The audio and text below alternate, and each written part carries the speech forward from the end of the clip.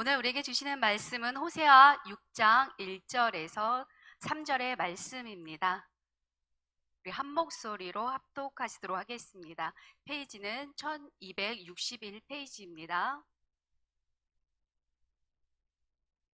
오라, 우리가 여호와께로 돌아가자. 여호와께서 우리를 찢으셨으나 함께 합독하시도록 하겠습니다. 도로 낫게 하실 것이요. 호세아 6장 1절에서 3절 말씀입니다.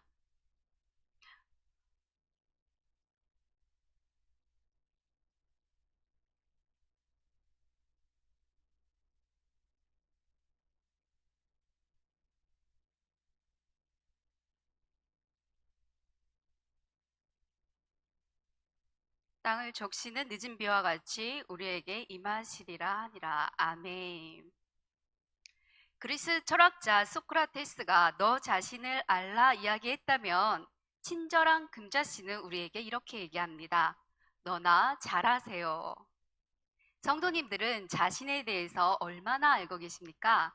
또 하나님에 관해서는 얼마나 알고 계십니까? 많은 분들이 너 자신을 알라라는 이 말을 소크라테스가 한 말로 알고 있지만 이 말은 델포이 신전 입구에 적혀 있는 글귀라고 합니다. 델포이 신전은 6세기경 그리스에 지어진 신전으로 사람들이 신의 뜻을 알기 위해 찾아오는 신전이라고 하는데요. 이 델포이 신전 입구에 이러한 글귀를 적어 놓은 이유는 신의 뜻을 알기 전에 먼저 너 자신이 누구인지 알라라는 그러한 의미가 담겨 있다고 합니다. 어느 날 소크라테스 친구가 신전에 가서 그리스에서 제일 지혜로운 사람이 누구냐고 물었더니 무녀는 아테네에서 소크라테스보다 더 지혜로운 사람이 없다라고 이야기를 했다고 합니다. 소크라테스는 이 소크라테스 친구는 소크라테스를 찾아가서 아테네에서 자네가 가장 지혜로운 사람이네 라고 이야기를 했습니다. 이 말을 들은 소크라테스는 그럴 리가 없네. 나는 내가 무지하다는 것을 잘 알고 있네. 그 말이 틀렸다는 것을 내가 증명해 보이겠소 라고 이야기를 하며 아테네에서 지혜롭다고 하는 사람들을 찾아다녔다고 합니다.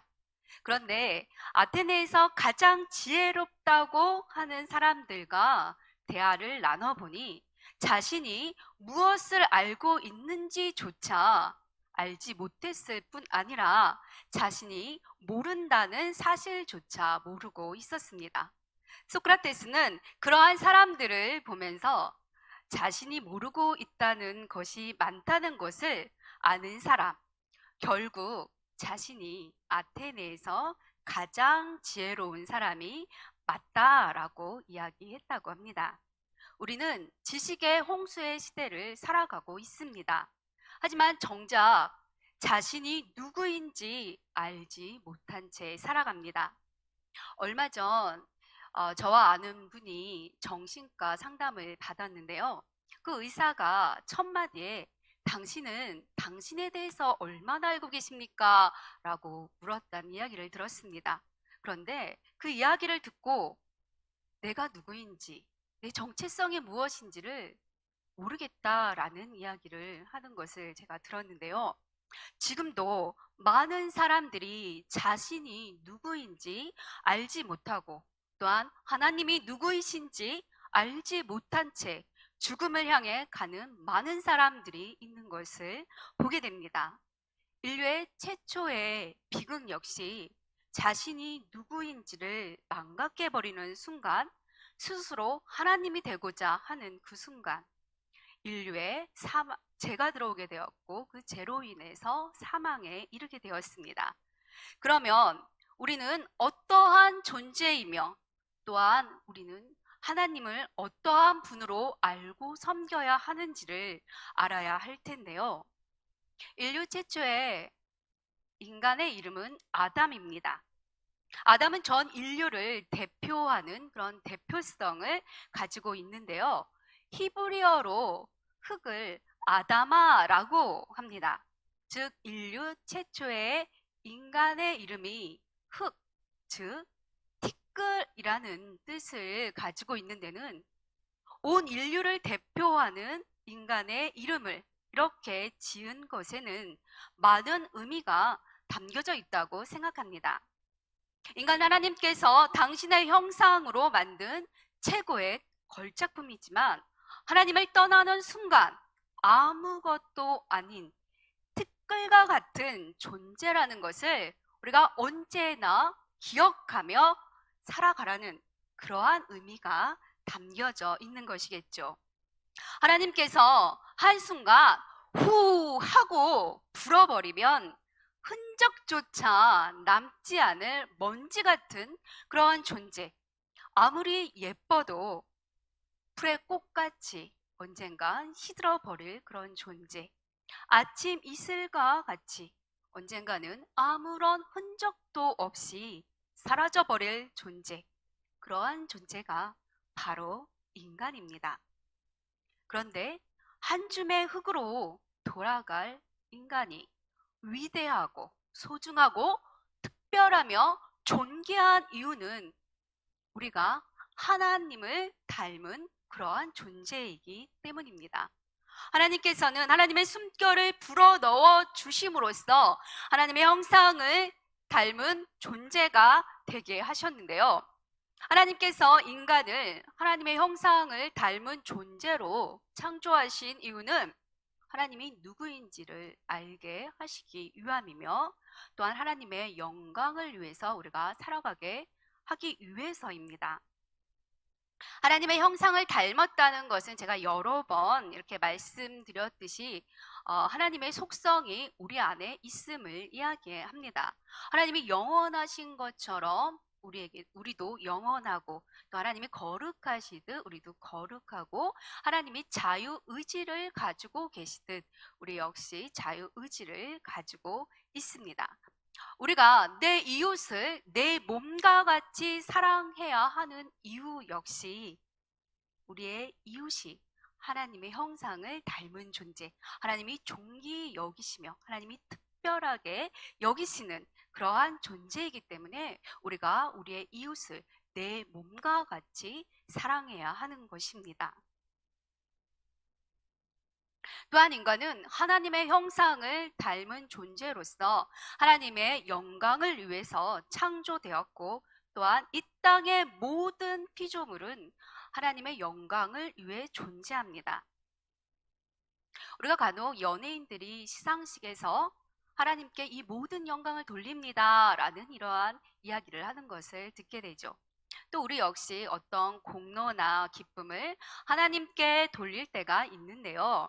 하나님께 영광을 돌린다는 것은 기쁨을 나누는 그러한 것을 넘어서 나를 통해 하나님이 살아계심이 드러나고 나를 통해서 하나님이 어떠한 분이신가가 드러날 때 이것이 바로 하나님의 영광을 위한 삶입니다.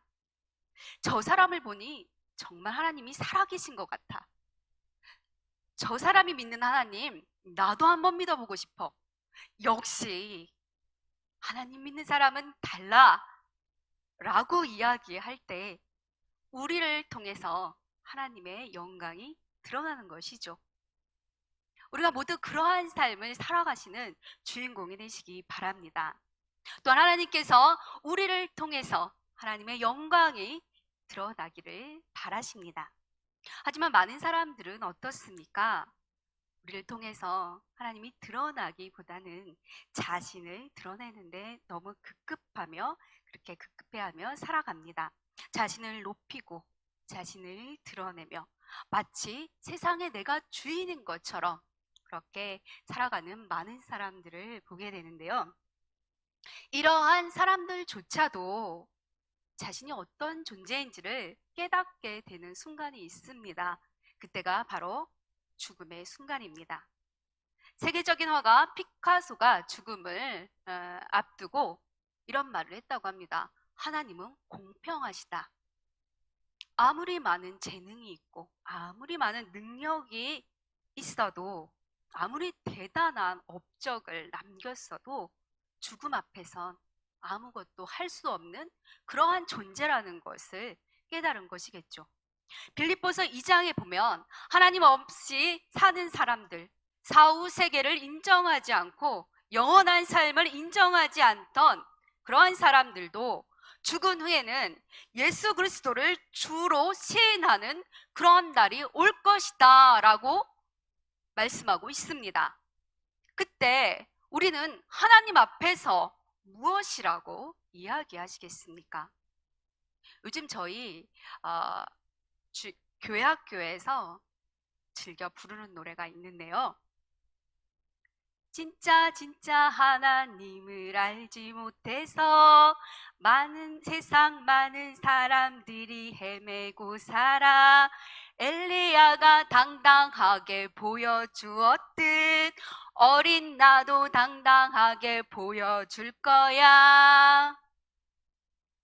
우리는 우리가 어떠한 존재인지, 세상을 창조하시고 다스리는 참 하나님, 진짜 하나님이 누구인지를 알고 엘리야처럼, 다윗처럼, 다니엘처럼 세상을 향해서 당당하게 하나님이 어떠한 분이신지를 드러내 보이는 하나님의 영광을 위해서 살아가시는 저와 여러분이 되기를 예수님의 이름으로 축복을 드립니다.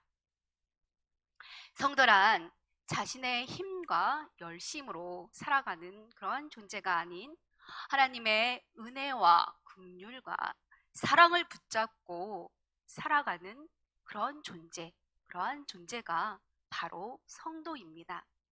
이제 하나님의 거룩한 백성 성도로서 우리가 이 땅에서 해야 할 일은 아담을 통해 하나님과 깨어진 우리의 관계를 다시금 회복하고 다시금 창조주 하나님과 올바른 관계를 맺는 것, 이것이 우리가 이 땅에서 해야 할 일입니다.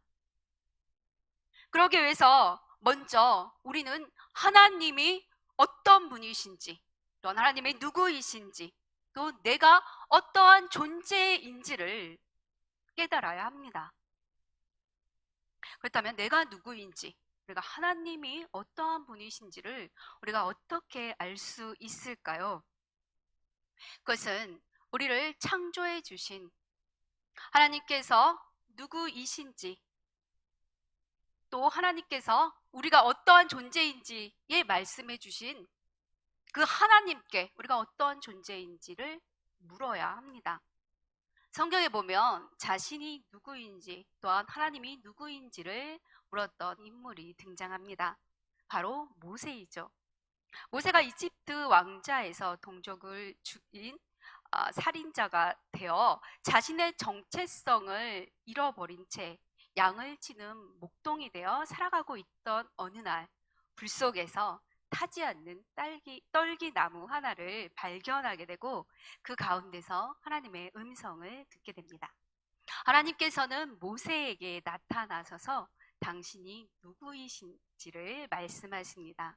나는 아브라함의 하나님, 이삭의 하나님, 야곱의 하나님이다 라고 말씀하시며 하나님의 이름을 묻는 모세에게 I am, 나는 나, 즉 나는 스스로 있는 자다 라는 말씀을 하십니다. 사람들이 하나님을 소개하는 그런 모습을 보면 제각기 각자가 만난 하나님을 소개하는 경우들을 보게 됩니다. 슬픔 속에서 하나님을 만난 사람은 위로의 하나님을, 또한 질병 가운데서 하나님을 만난 분들은 치유의 하나님을, 회개 가운데 만난 그런 하나님은 나를 회복시키시는 그런 하나님, 이렇게 각기 자신이 만난 그런 하나님을 이야기하시는 걸 보게 되는데요.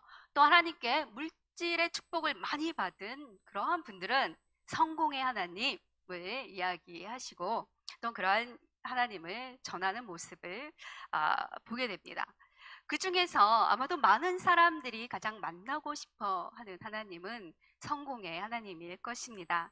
하지만 우리가 하나님을 소개할 때 가장 정확한 소개는 하나님께서 우리에게 하나님이 누구이신지 가르쳐준 그 하나님, 창조주 하나님, 전능의 하나님, 만물의 근원 되신 그 하나님을 전해야 하며 또한 우리 역시 그러한 하나님을 만나야 합니다.